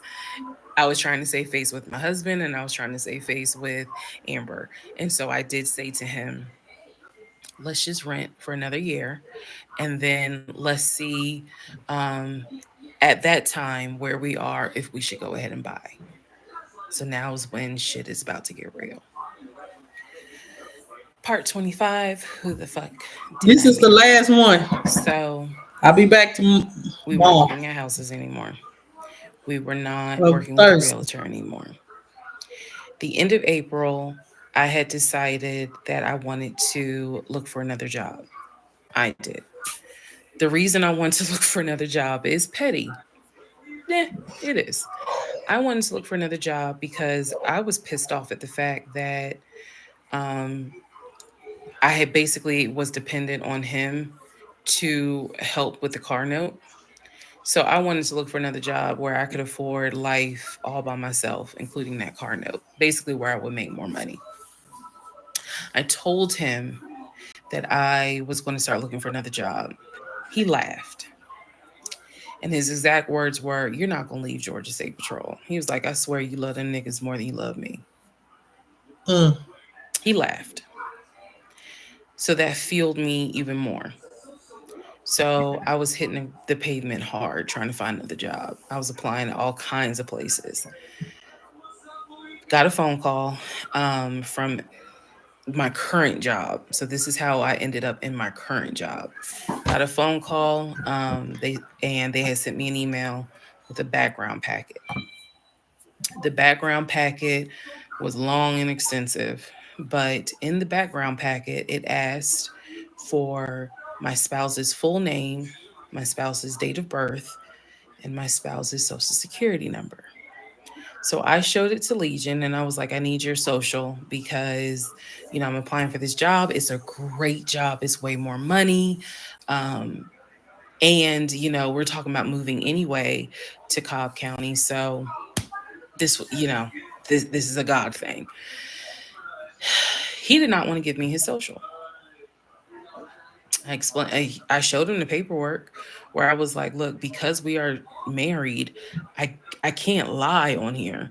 So help me.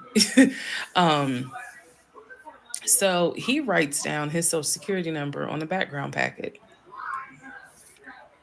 And I eventually turned it in. I had scanned it, saved it in my email, and sent it in. And I looked at it one day, just going through it, just making sure I didn't really miss anything. All T's were crossed, all I's were dotted.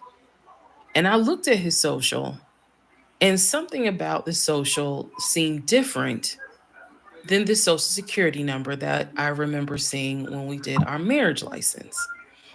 Did she? And so, for those who I know yesterday remember in she the said that previous she talked to part, the I brother, and said they I said that had she ran can say his whatever social she needs security to number say. from the marriage license.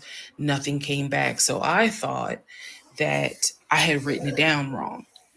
Basically, what it is that the first three numbers were different on the background packet than what was on the marriage license.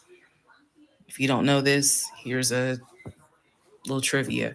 Your social security number, the first three numbers, pretty much are dictated by the state you were born in and the state that issued your birth certificate. So he was born in Pennsylvania. So the first three letters, the first three numbers of his social security number should be attributed to Pennsylvania. Pennsylvania, shit, they probably got like 5, 6 different numbers, 3-digit numbers that your social security number can start with. So the social that was on the marriage license, for example, was probably 123. What was on the background was 456. Both of those social security 3-digit prefixes are issued through the state of Pennsylvania. Again, this is an example so I can make it clear. So when I saw his social on my background, I immediately knew that was a different social than what I saw on the marriage license. Um, and when I compared, because I had found a copy of the marriage license that we turned in because I had filled it out on the computer. So, sure enough, the first three numbers were different. The rest of the numbers were the same.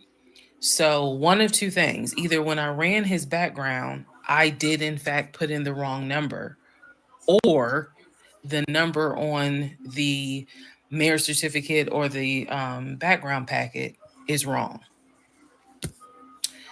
So I decided that I was going to roll the dice and take the social from the background packet. Again, this is the background packet that I had to fill out to get my current job. I was trying to get a new job. Okay, so I took that social and I ran a background check on it.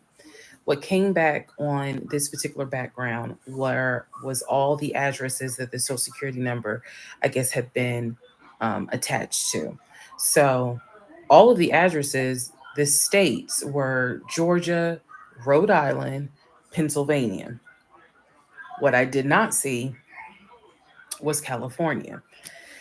So I thought that was weird. I thought, okay, maybe this is not a complete background because clearly he went to San Diego State. It's on his resume. It's on quite a few things. Social media. He didn't have a LinkedIn, but it was on his social media.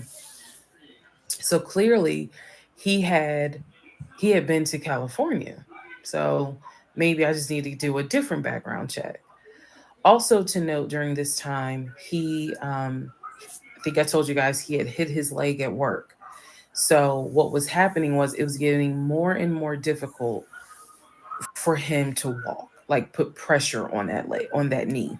Um, he was still able to go to work. He was still leaving at 6:15 in the morning. He was still coming back between 3:30 and 4 o'clock. But I clearly could see where he was in pain. He would elevate the knee, ice the knee. It was getting worse. And I was constantly like, go to the doctor, let me take you to urgent care so that they can look at this knee because you shouldn't still be limping and having a hard time putting weight on that knee. And every single time he was like, "Oh, it's fine. I It have a doctor's is. appointment on Wednesday. The doctor just told me to ice it and to elevate it. This is an old football injury. It happens all the time. It used to happen a lot when I was out in California. So I'm mentioning this knee issue for a reason. But back to the background. So once again, when I ran the background the second time with a second social, it showed me states of Georgia, Pennsylvania, and Rhode Island. And that's all that I saw in terms of addresses. I didn't see anything for California. So by this point, we're moving into May of 2021. Things are starting to reopen. One of the things that reopened was San Diego State. So I called San Diego State. I called the registrar's office. Someone did answer, and there was instructions on how to request a transcript. I was able to try to request it online. You needed the student's name, and I believe you also need their social. And when I typed it in, it said no results found. I believe that I sent an email asking, this person is saying that they were a student there. Can you verify it? The response I got was there were no records found with that social security number.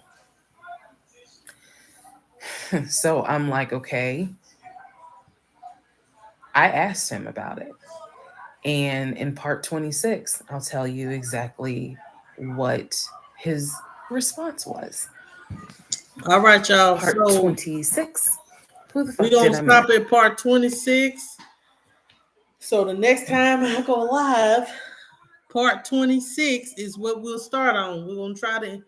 I'll be back live Thursday. Tomorrow I have my classes start again. So this is a late night class, so it starts at 9 to 10. So I want to make sure that I, be available for my class. So I'll try to be live on Thursday. If my class ain't late on Thursday, I'll be live after the class. Um, and we'll do what we can to do like 10 more episodes. Then Friday, we'll try to finish it up. And then we'll maneuver over to Wendy Williams and talk about her. I know I'm gonna speak about that because Wendy just don't, look the same. And she, I ain't, baby. We gotta talk about the Wendy. We're gonna talk about Wendy Williams. Yeah, we definitely gonna talk about Wendy Williams Lifetime documentary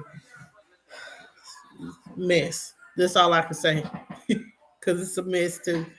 And whatever else that's coming. Oh yeah, and we may discuss. Should be discussing Portia Williams and her divorce from Simon because he finna be deported.